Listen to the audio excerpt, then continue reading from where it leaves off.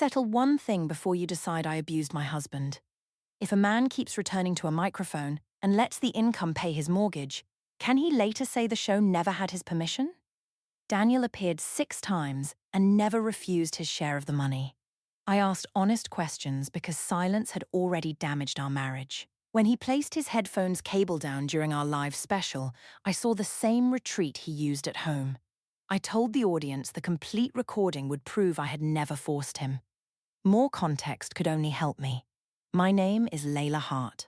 I was 32 and hosted a relationship podcast called Between Us from a room above a Columbus print shop. My first episodes covered arguments, chores, and holiday plans. They were useful. They were also ignored. After 4 months, my best episode had 684 plays. One listener said my advice sounded like the card inside a box of herbal tea. That counted as engagement, but not the kind sponsors paid for. Being overlooked made me restless. At 15, I won an essay contest, but the school newsletter printed it beneath another girl's name. My mother said people had still read it. I kept the page because being read without being known did not feel like winning. Daniel understood that part of me. We had been together 10 years and married 7. He managed library systems at a community college. When I started Between Us, he lined our laundry closet with moving blankets and repaired second-hand white headphones with black thread. When we reached 100 listeners, Daniel brought 2 cupcakes into the closet and put 1 candle between them. I said the number sounded small. He said 100 people had chosen to hear me. That was how he loved, quietly and carefully, until the care began to feel like distance. Daniel hated conflict. When I raised my voice, he washed a glass and later sent a message from the next room.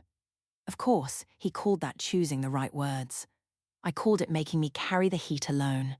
Nora Velez joined when a local network offered studio time. She explained that each microphone had a safety track running before and after the show. Northline kept the raw files for 6 months in case a guest challenged an edit. Daniel asked whether the tracks could be changed later. Nora said the originals stayed locked. I laughed and asked if anyone expected a crime scene inside a relationship podcast. Nora said clean records protected everyone, including me. The small green light on her console came on 10 minutes before every episode. I stopped noticing it by the 2nd week. During an episode about secrets, I mentioned a friend hiding $18,000 of debt from her fiancé. I changed her name but kept the choral invitations and the apartment above a florist. Camille heard the episode before I could warn her. So did everyone who knew us. Within 48 hours, the episode passed 20,000 plays.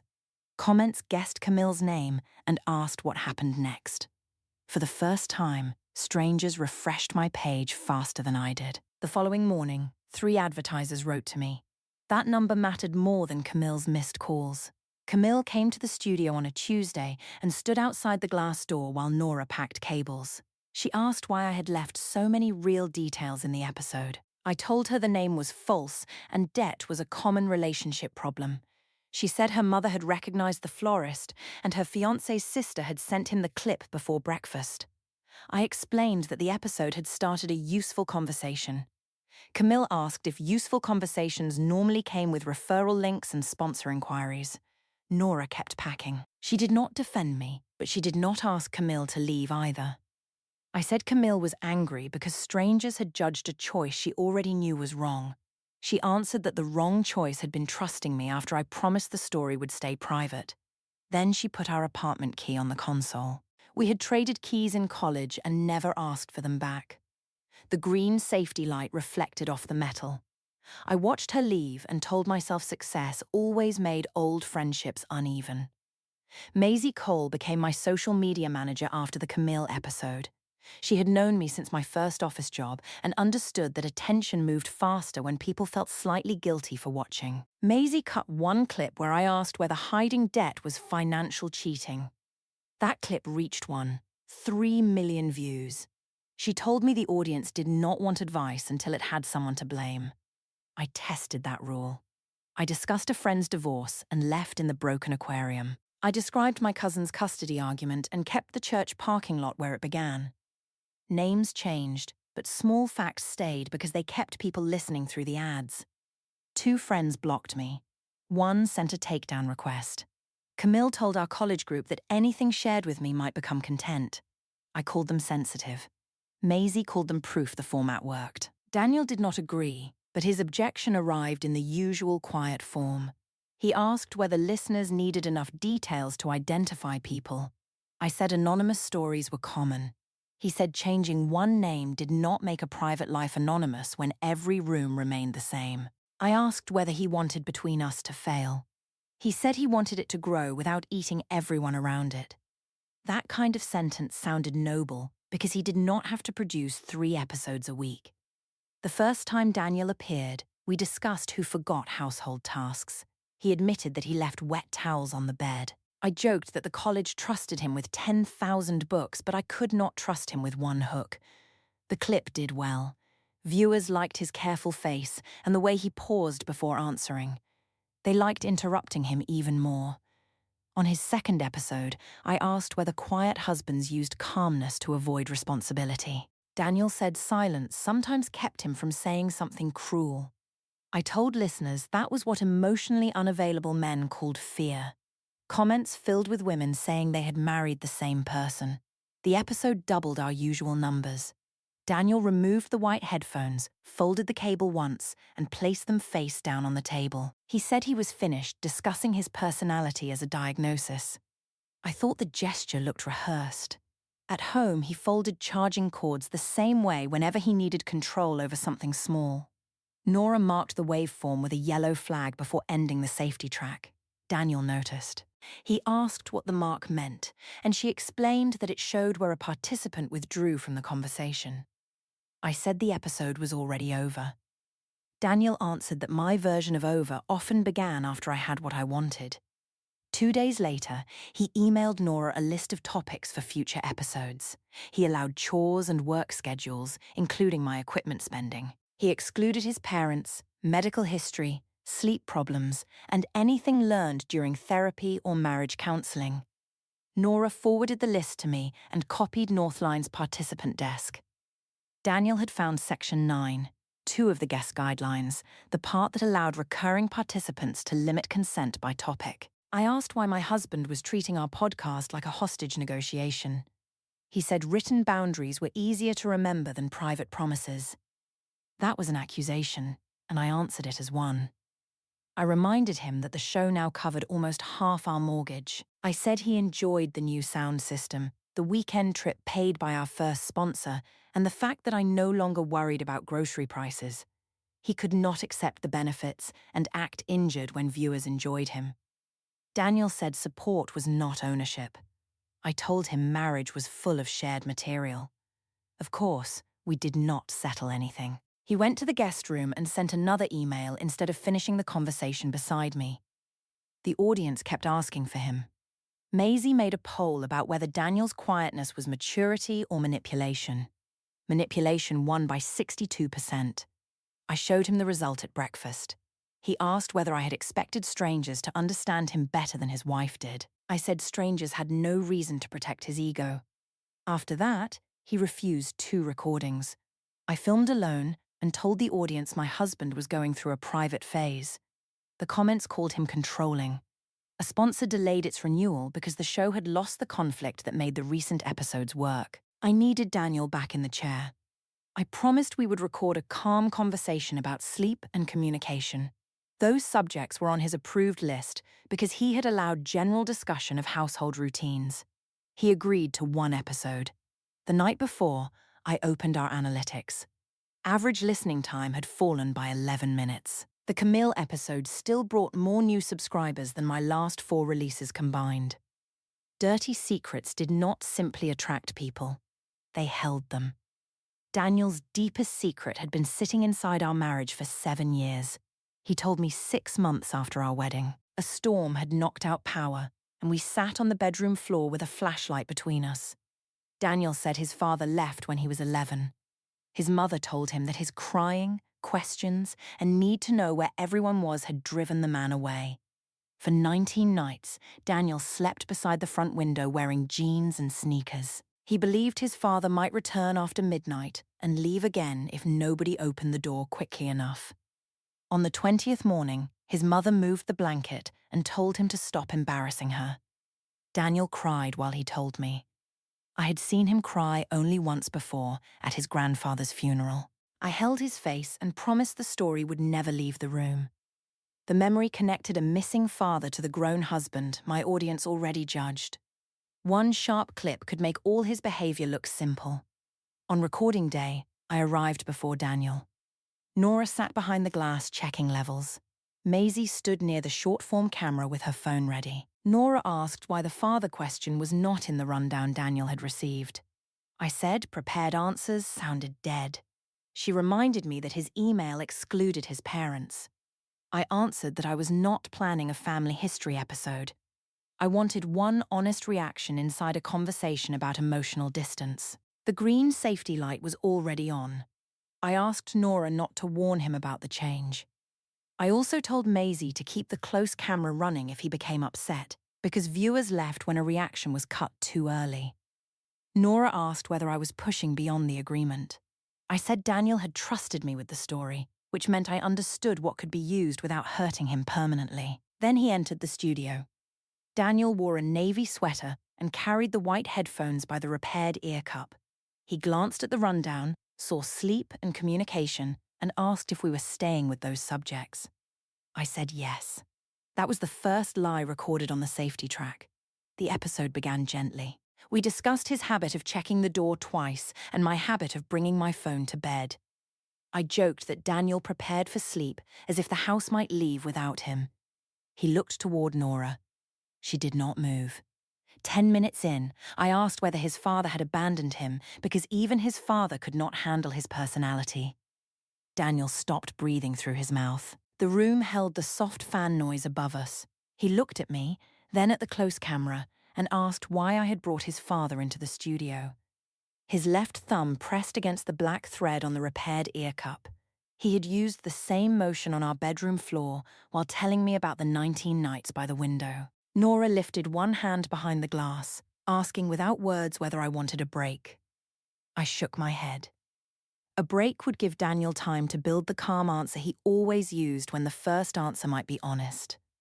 I laughed because the silence felt dangerous. I told listeners they were finally seeing the source of my husband's emotional coldness. Daniel said the story was not mine to tell. I answered that marriage had made his fear part of my life too. His hands moved to the headphones. He took them off, folded the cable once, and placed them face down. Nora marked the waveform yellow. Daniel asked her to stop recording. I told him walking away whenever a conversation became real was exactly the problem. Then I asked if the frightened boy beside the window was still making decisions for the grown man in front of me. His voice shook when he said I had promised. That tremor changed the room.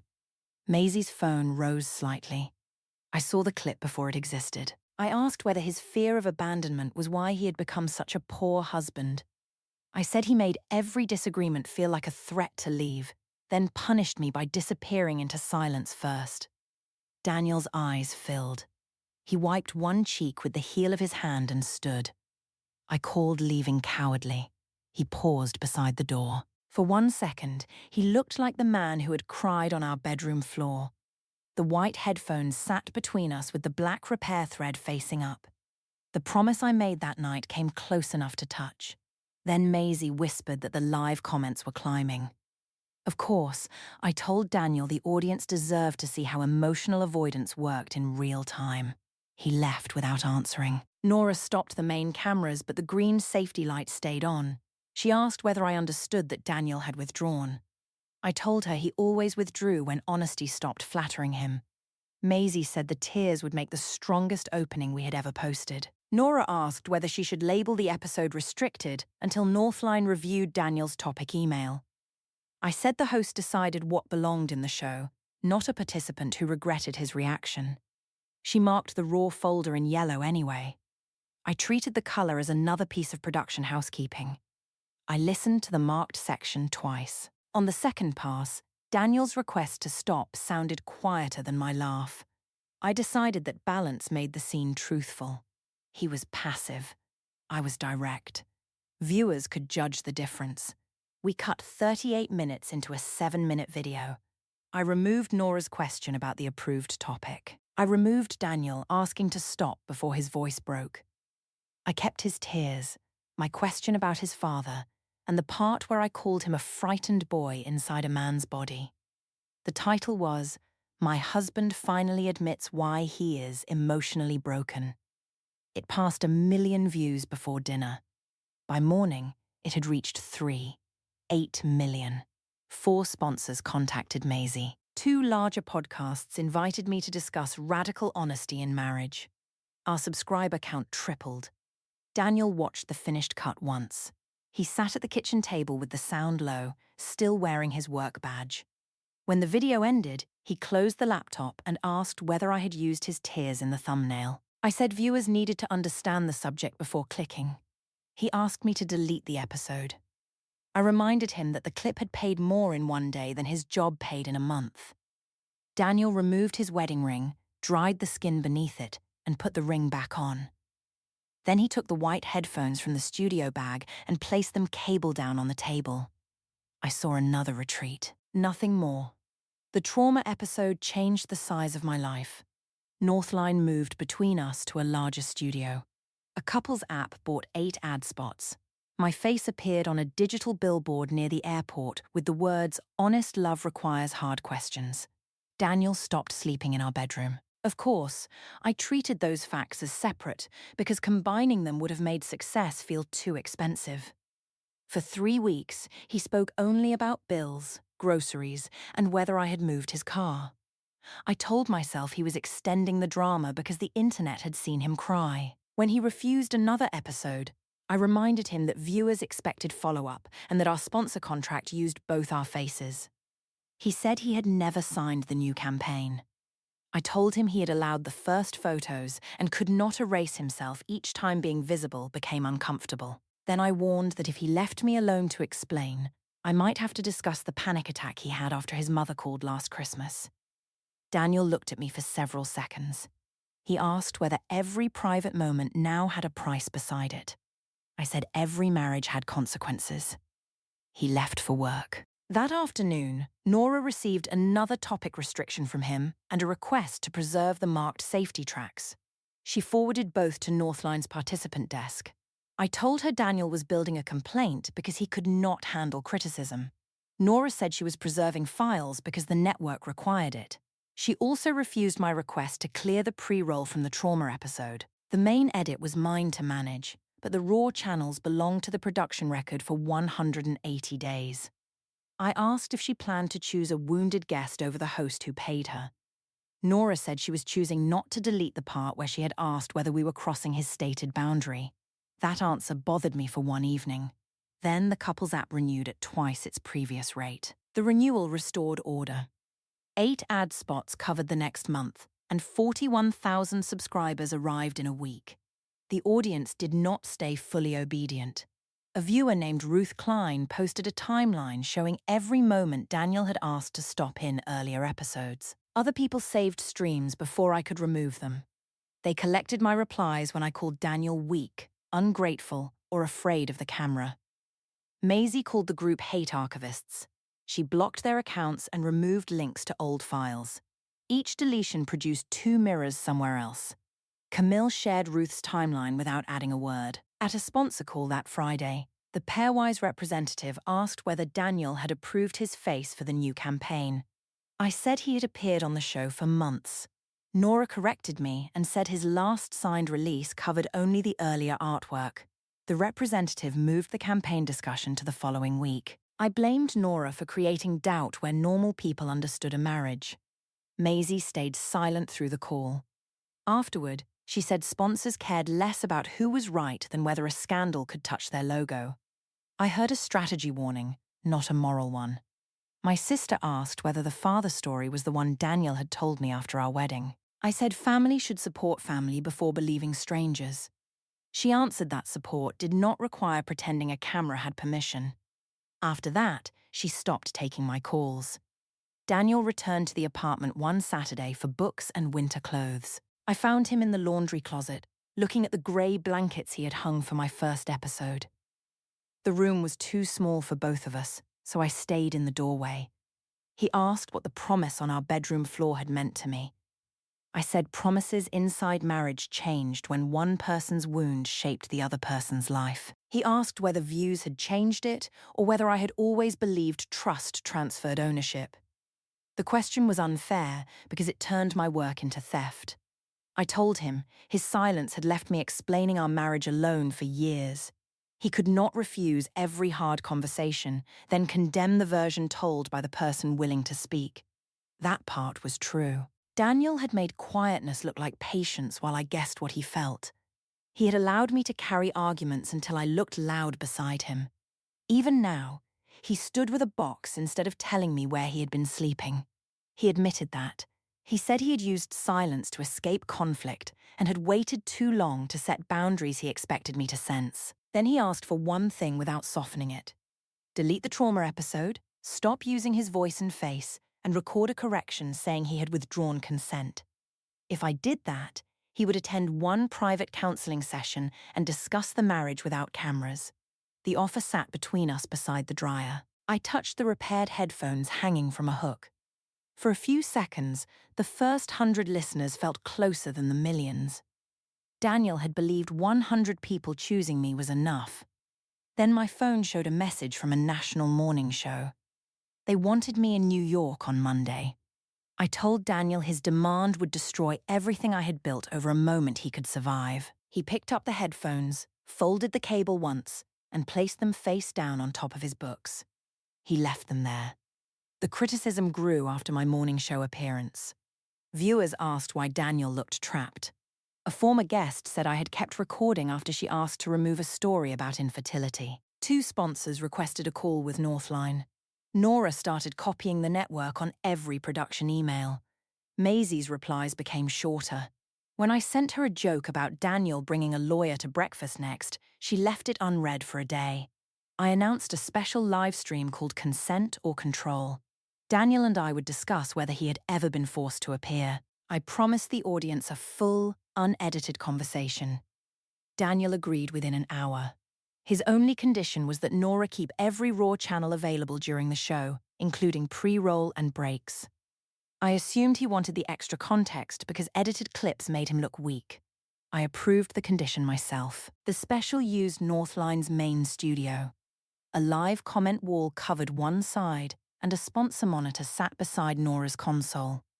Annika Ross, the network's standards director, watched from behind the glass. She rarely attended recordings, but I treated her presence as proof that the network expected record traffic. During soundcheck, Nora reminded me that full record authorization included the safety channels and the minutes before each camera countdown. I told her I had nothing to hide in setup talk. She asked whether I wanted counsel to review the trauma pre-roll first. I said lawyers turned ordinary production into guilt and signed the authorization on her tablet. Maisie's chair near the clip station remained empty. She sent one message saying she had a fever and then turned off her phone. I wore cream because viewers associated it with calm.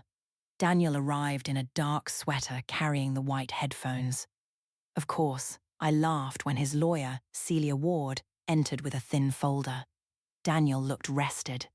That bothered me more than anger would have. He had lost weight since leaving the apartment, and the skin beneath his wedding ring had become loose enough for the band to move. I decided Celia had coached the calmness for camera. I asked if he needed a legal nanny for a conversation with his wife. Daniel did not answer the joke. He placed the headphones beside his microphone, cable still loose. Celia said she was there to make sure the response terms Northline approved were followed. I looked toward Annika. She nodded once. That small exchange irritated me, but it did not frighten me. The audience had watched Daniel accept microphones for months. There were checks deposited into our shared account, clips he had reposted early in the show, and 6 episodes where he never walked out. Context favored me. The waiting page passed 20,000 before we went live. Comments asked whether I had staged the tears and whether Northline had seen the deleted streams. Each argument lifted the number. Nora said the sponsor monitor recorded the comment wall. I told her sponsors paid for attention. Before the countdown, Daniel asked for one private minute. Nora left the main mix open because the safety tracks were already running. He admitted he had hidden inside silence for years. He had let me carry every difficult conversation and accepted podcast income even after he disliked the direction of the show. He said waiting until the harm was public had made his boundaries look convenient. I told him that was exactly the problem. He had waited until viewers started defending him, then rewrote himself as a prisoner. He enjoyed the money when the show was growing and discovered consent only after strangers called me cruel. Daniel did not deny that his delay had hurt us. He asked again whether I would remove the trauma episode and tell the audience he had withdrawn. I said no. I had not spent 2 years building a career so one man could erase its strongest episode because he disliked his own honesty. The countdown reached 0 while the comments accelerated beneath the opening music. I welcomed the audience and said the live stream existed because edited clips had created a false story about coercion. Daniel sat across from me, hands flat beside the headphones. Celia remained outside the camera frame. I played a montage of Daniel laughing about towels, accepting a sponsor mug, and thanking listeners after our first live show. I said forced men did not keep returning after applause. Then I displayed the podcast deposits into our household account. I covered the amounts but left the dates. 6 appearances. 6 transfers. A poll asked whether accepting money meant accepting the episode. Yes moved ahead, and I read the percentage aloud.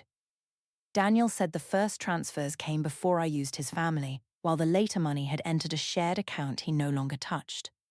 I answered that people could always invent purity after spending the benefits. The poll tightened, but the viewer count climbed. Daniel asked Nora to show the topic emails. I told him paperwork could not replace what viewers had seen with their own eyes. Then Celia asked whether I agreed the complete production record could be used tonight. I said yes because more context meant more proof for me. The comment wall split between people calling me brave and people asking Daniel to leave. I read the crueler comments aloud because conflict kept viewers from closing the stream. Daniel said he had asked me privately, in writing and on recorded episodes to stop using family history. I answered that his fear of abandonment had governed our marriage for years, and the audience deserved to understand the behavior they were judging. He asked why an audience needed the detail about his shoes beside the window or his mother's exact words. I said details separated useful honesty from vague complaints. Daniel answered that those details had belonged to an 11-year-old child before they belonged to my content calendar. For a moment, the comment walls stopped looking like one moving surface. I could read individual messages asking me to answer him. Instead, I reminded viewers that Daniel had refused to discuss the damage his fear caused me. I turned his question back toward the marriage because that was the part I knew how to control. He reached for the headphones. I told viewers to watch his usual performance. Whenever a conversation became honest, my husband removed himself and forced everyone else to manage the silence. Daniel folded the cable once and placed the ear cups face down. Nora marked the live waveform yellow. He said he no longer agreed to the conversation. I reminded him that thousands of people were watching and warned that leaving would force me to explain the panic after his mother's Christmas call. I said there were recordings from that night too, and viewers could decide whether he was protecting privacy or hiding who he was. Annika leaned toward Nora's console. I assumed she was asking for a tighter camera angle because the viewer count had crossed 50,000. Nora did not cut away from Daniel. The white headphones remained upside down between us, their cable forming one loose circle on the table. The comment wall slowed for perhaps 1 second. Then I told Daniel to sit down. He remained standing.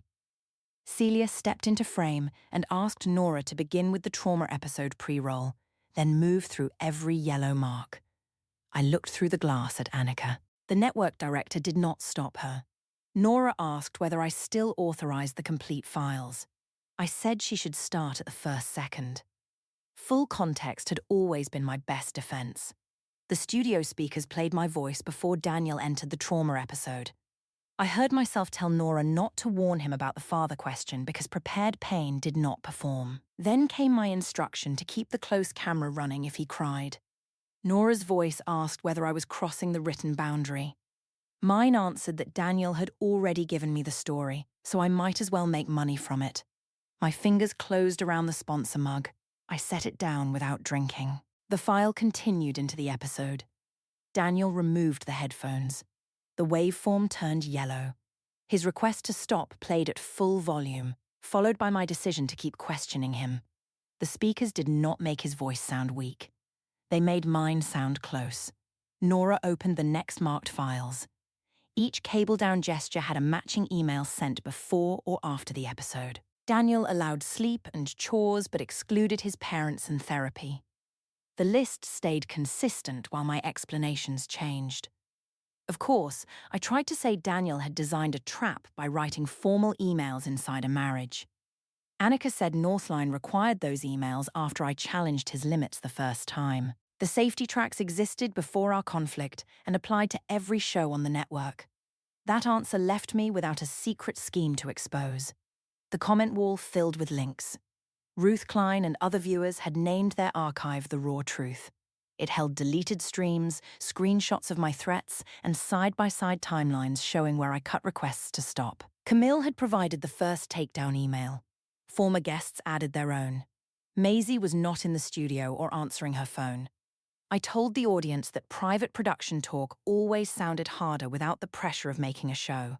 Nora played one final break track. On it, I told Maisie that Daniel would keep appearing because the mortgage made him useful. I also said his trauma belonged to the brand now. Nobody behind the glass looked at me. Daniel returned to his chair only long enough to speak. He admitted that silence had been his oldest hiding place and that he had made me fight alone for answers I deserved. Then he said a failure to speak clearly was not permission to sell the one story he had trusted me to protect. He took the white headphones but left the microphone where it was. Celia followed him out. Nora transferred control of the stream to Annika and removed my access from the production console. Pairwise suspended its campaign before the broadcast ended. 2 other sponsor messages appeared on Annika's monitor within minutes. Later, a consent order barred me from using Daniel's voice, image, or childhood history without written approval, and the settlement took most of the income from the trauma episode. Daniel stayed in the townhouse while I moved into a furnished sublet above a tanning salon. Sponsor clawbacks and production debts consumed the account I had called our Freedom Fund.